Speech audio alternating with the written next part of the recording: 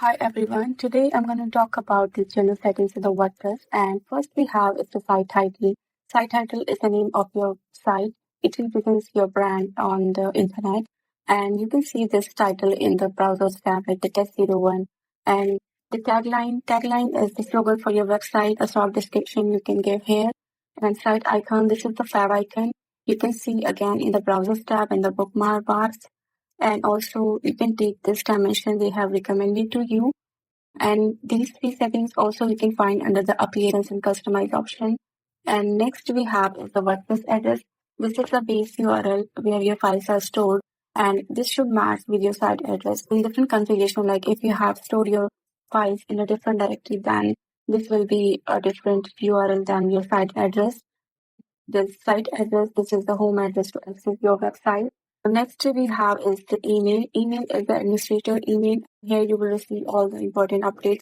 For example, your password reset link, membership, and enable this option to allow anyone to register on your website. And for if you are creating a membership or community website, then this option is beneficial. And next is the default role for that is the subscriber. You can change it to the different one like the author, editor, and contributor.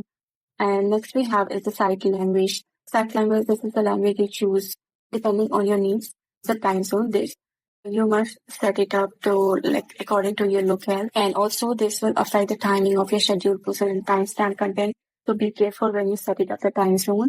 And yeah, you can also set it up like you can see the options here, the city name and the coordinated time zone. Date format displayed on your post in the archives, and the time format is important for the pages where you have the events. It will display the time on your website. And work week starts on, this is the start day of the week. Usually it's Monday, but you can also change it to depending on your locale. And that's it. These are the basic important general settings in the WordPress. Thank you so much, and we'll see you in the next video. Please like and subscribe.